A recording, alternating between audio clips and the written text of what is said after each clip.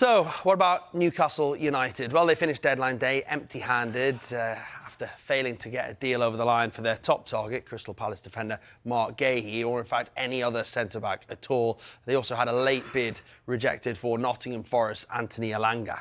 Well, before the deadline, Eddie Howe defended the club's efforts in the transfer window, but admitted his squad may be weaker than it was last season. Yeah, Howe also responded to claims that the owners hadn't lived up to expectations, saying that it's going to take a lot longer until Newcastle United can consistently compete for trophies. I'm not going to sit here and go, oh, it's been a brilliant transfer window for us. I think everyone would look at me and think, I'm not sure he's telling the truth, and I do try as far as I can to tell the truth.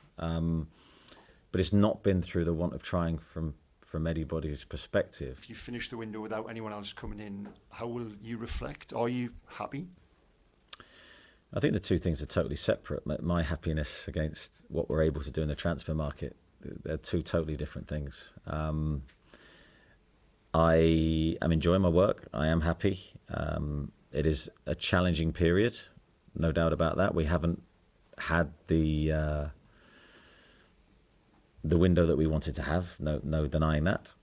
But my job is to continue to give my best for the players we have here. How has that dynamic worked, that new dynamic? Which one? Behind the scenes, in terms of the new working relationships. Yeah, I mean, look, we're working well, and in respect to our relationships, and I think that's fine. There's no issues there. Of course, turning that into transfers, that's. I think I've said all summer that I'm not involved in negotiations of players. That is separate to me.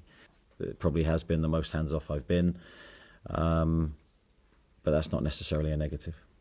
But has that been a little bit frustrating, and have you had to get used to that? It's just a different way of working. The new sporting director came in at the start of July, but would having had a sporting director earlier and going in that period, do you think that would have made it an easier window? Yeah, you can't deal in hypotheticals. Possibly yes, but we just have to deal with the reality of what it was. It's probably the most difficult press conference you've had in your time here.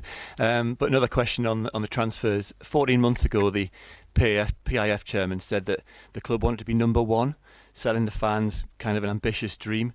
Have the fans been sold a false dream about what's happened this summer? I think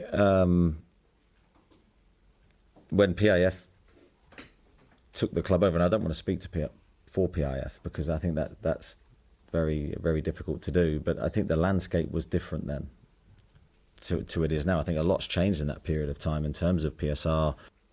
That's been the biggest thing for them, and I think of course that impacts the ability to progress the club as quickly as maybe they wanted to.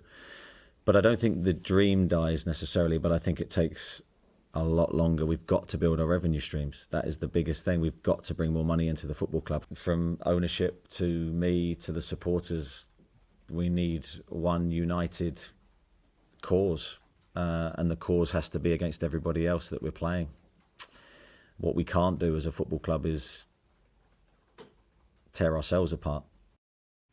Well, some key voices in the North East were responding to Newcastle's window late last night. George Culkin, who's a well-respected journalist from The Athletic, who's worked in the region for a long time, came out first and said, from the desperate, destabilising scramble to avoid a PSR breach to failing to strengthen their first 11, see also January. That has been an awful window for Newcastle, one which leaves Eddie Howe to pick up the pieces. He and his players have driven the club's progress and deserved better than this. And then on the back of that, Alan Shearer, of course, the club's record goal scorer, he quote tweeted George's post and said, they haven't helped Eddie at all, failed him. And a lot of fans are disappointed in the summer window and what Newcastle United have managed to do. Yep, so that is it. A lot of Newcastle fans, as he said, are probably pretty frustrated with where they are, but whoever your club is, this is what you're stuck with until January. So we want to know what you think of how your club have done in this transfer window this morning. Give us a rating out of 10. Give us a reason why as well. The hashtag is GMSF, but which club has done the best business over the course of the last couple of months. Yeah, and just to reflect on Newcastle's window, they spent a total of £43 million. Lewis Hall was within this window, of course. He was on loan at the club last season. They turned that into a permanent for £28 million. A lot of people fans not really recognising that as a transfer in this window because he was at the club last season. William Asula came in as striker, young striker, fairly untested striker, certainly untested at the top level, £15 million or there and thereabouts. Then the situation with goalkeepers, Vlachodimos from Nottingham Forest, John Ruddy coming in on a free as well. Lloyd Kelly joined from Bournemouth on a free as well. And Pivas is a young player who's going to be in the academy. So, not the most inspiring window when they chased Guehi the whole time. But with PSR rules, the money that they didn't spend in this window remains in the bank for the next one. There you go, it's a positive way of looking at it. There were some outgoings as well at Newcastle. Elliot Anderson went to Nottingham Forest for £35 million and Yankuba Minteh went to Brighton.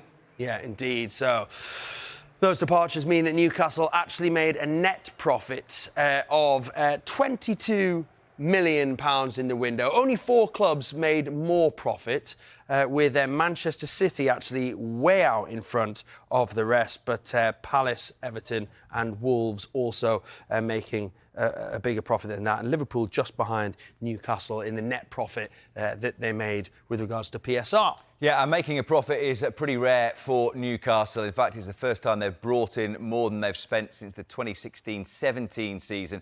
In the previous 5 seasons, they have had a negative net spend. 2 years ago, it peaked net spend at £171 million.